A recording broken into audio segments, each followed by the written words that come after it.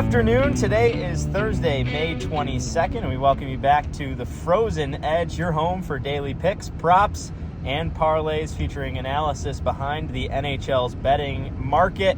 No Timo Seppa today. He's recovering from a knee surgery. Wishing him the best. Hopefully he'll be back fairly soon in a couple of days. But for today, it's just me, so what I say goes. And Timo's probably going to be shaking his head somewhere. But we'll have a quicker show today. Go through the game lines. Game 2 of Carolina and Florida, and a dominant Game 1 win for the Florida Panthers. 5-2 the final. Really more like 5-1 Carolina with a little bit of a comeback late. The power play goal they scored to cut the advantage to 3 goals didn't make much of a difference. But it was a tough penalty called against Sebastian Aho that got the game started.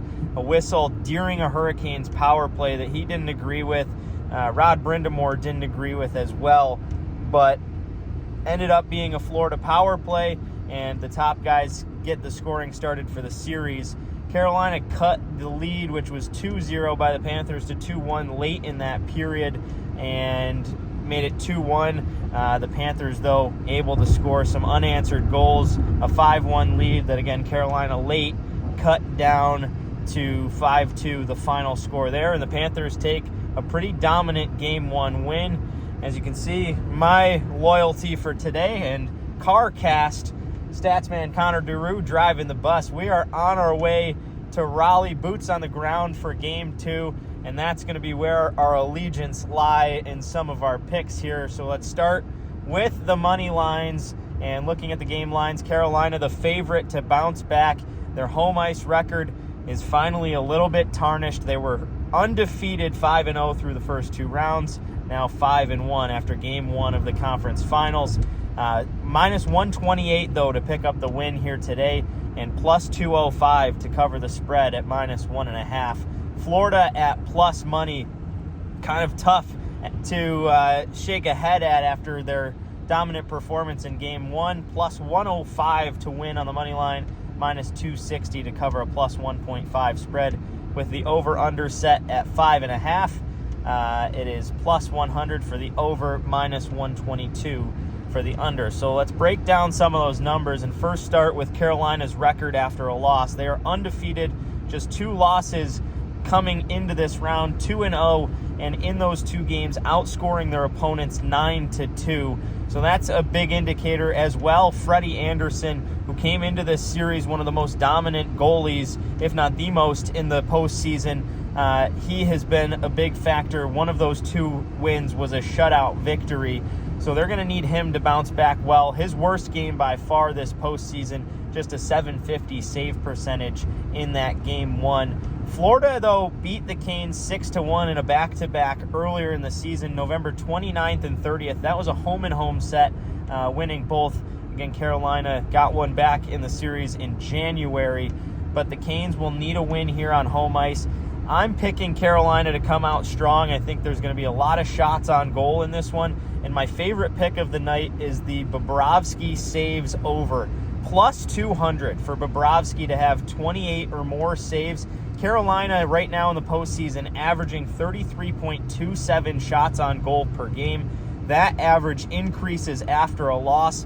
31 shots in the Game 1 loss on goal that Bobrovsky saved 30 of.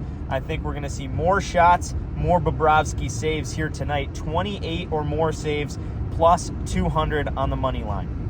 One of Florida's biggest success factors has been the bottom 6 so far in the postseason. Looking through their bottom 6, and especially the third line, Luostarinen leads the team in points. He has 13 this postseason in 13 games played. Marchand right behind him with 12. And Lundell has 11. That is their entire third line, and you can see the importance of the depth scoring there. It's been a much different story on the Carolina side. 10 games played. Martinook and Roslovic have 6 points leading the way for the depth, and Jordan Staal has just 2 points, 1 goal, and an assist. I like the opportunity for this bottom 6, and specifically the Staal-Martinook line, to pick up some points here. Both Martinook and Staal plus 650 to find the back of the net tonight. They're both very strong on home ice. Maybe a chance to get some life going in a game that we expect to be heavy hitting, just like game one was. Again, plus 650 there. Also pretty good odds for either of them to just pick up a point. Martinook plus 190, Jordan Staal plus 220 there. Rod Brind'Amour, after game one, felt the special teams was the reason they lost that one. Displeasure in a lot of the sloppy penalties that were taken. Florida going 2 for 4 on the power play was a big piece of that big win that they had. Brind'Amour saying Carolina as well needs improvement on the power play. They got a late power play goal, but the initial power plays earlier in the game that could have given them some life were unsuccessful. So thinking about the success that Carolina's had on the special teams, coming into the series, the number one penalty kill, maybe trying to find some life shutting down Florida and taking a few more penalties if they follow Rod Brind'Amour's ask. But also on the power play, entering the series, 28% on the power play. Seth Jarvis and Andrei Svechnikov, two guys that I have my eyes on. Jarvis led the team in power play shots, as well as was second on the team in shots on goal through game one. He had 4 shots on goal, 3 of them on the power play. Andrei Svechnikov leading the team in postseason goals. He was set up with 2 one-timers from the right circle during the Canes' power plays earlier in the first 2 periods of that first game. Jarvis recorded 19 of his 69 points this season. That's 28% on the power play. Svechnikov even better than that. 37.5% of his total points this season coming on the power play, and 10 of his 18 power play points were power play goals. So furthering that, Svechnikov plus 210 to score tonight, plus 220 to pick up a power play point. That's the number I've got on the sleeve here, and my pick to score a goal tonight. I also like Seth Jarvis, and we talked throughout the second round about his dominance, and specifically on home ice. Jarvis to pick up a goal is plus 190. He has points in 5 straight games, and that includes 2 assists that he picked up in the loss from game one. Got about 8 hours to go in the car here as we're closing in on Raleigh. Rainy weather as we get close to DC, cooking through Maryland, but it looks like sun is going to be out and a tailgate upcoming. We'll see if Carolina can get it. Our Frozen Edge parlay comes in with Carolina on the money line. I like the under at minus 122. Sergei Bobrovsky to have 28 plus saves, and one of the 4 goal scorers mentioned between Jordan Staal, Jordan Martinook, Seth Jarvis, or Andrei Svechnikov. If you're parlaying it, I would recommend going on the side of Jarvis or Svechnikov. I like throwing a little bit in on the individual picks between Martinook or Staal, and also each of them at pretty good odds to pick up a point. But at plus 650, if you use that as an individual bet, that one hits, you're going to pick up pretty good winnings here.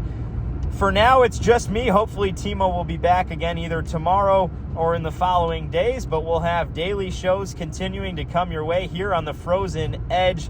Daily picks, props, parlays tonight. It's game 2 of Florida and Carolina. Tomorrow, we'll have Dallas and Edmonton, and more picks, hopefully helping you cash out and using analytics to edge the NHL's betting market. Until then, I'm Casey Ditzel. Have a good one, everybody. Good afternoon. Today is Thursday, May 22nd.